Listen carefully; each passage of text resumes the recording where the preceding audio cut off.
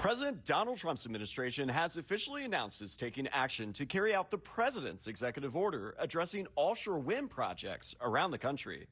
In a statement, the Bureau of Ocean Energy Management says it is rescinding all designated wind energy areas on the U.S. continental shelf. The decision to rescind federal wind lease areas only affects 3.5 million acres of unleased federal waters off the nation's coast, including Ocean City. Current lease agreements, according to the action, are not yet impacted. Serena McElwain. I am the Secretary of Maryland's Department of the Environment. We asked Maryland's environmental leader how the federal decision may impact current offshore wind projects permitted by U.S. Wind to be built off the coast of Ocean City. When we're talking about taking away one of the most important sources of clean energy, it's mind-boggling to me. In Maryland, we don't have a lot of wind electricity, less than 5%. So we need to be more resilient. We have very little solar, less than 2% or so. We have to be more resilient. We have to build it up. We asked the Maryland Environmental Secretary McElwain if she is frustrated by U.S. Wind's slow pace in constructing offshore wind projects to power a portion of the state's electricity needs. It's frustrating, but it's a lot of uncertainty. And when there's uncertainty, people slow down.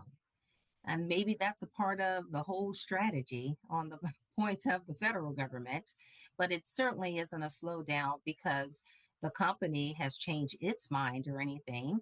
It's just that there's so much uncertainty going on. It's just hard to keep moving forward without knowing what tomorrow will bring, particularly when it comes to this permit issue.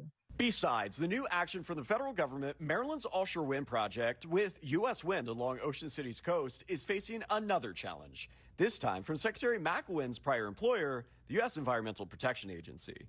The EPA said last month in a 2-page letter to the state that Maryland failed to properly notify the public of the correct appeals process. The letter added that failure to fix the issue could lead to the revocation of the project's federal permit. We took questions about the federal decision impacting offshore wind and Maryland's green energy agenda to State Delegate Ryan Naraki. We have an energy crisis right now in Maryland, a manufactured energy crisis, I might add, and the governor's a big part of that, that needs to be solved today. Naraki, representing parts of Baltimore County, says that while he's pleased with the federal decision to claw back unleased federal land, he says the state continues to face an energy cliff. The lawmaker adds offshore wind concerns are being heard right in his community. It's a waterfront community, right, who also have waterfront homes in Ocean City. They're super concerned about the governor's project off the coast of Ocean City, this large utility-scale wind project that, frankly, in my opinion, is probably going to ultimately die, but the state's going to have spent millions of dollars to get to that point for it to die. Let's say worst case happens, doomsday occurs, and the federal government does everything that they can to end the prospect of offshore wind, and the state is forced to pivot. What is the alternative? The alternative is we have to pivot. You said it. That's exactly what we have to do. But what we're not going to do is just sit back and stop everything and mope around. We're going to keep moving forward. We're going to continue to find ways to do what we need to do to make Maryland cleaner. We will continue to follow offshore wind's future in Maryland closely. I'm Gary Collins with Spotlight on Maryland. U.S. Wind sent a statement to Spotlight on Maryland saying the company remains committed to delivering massive amounts of much-needed energy for the region.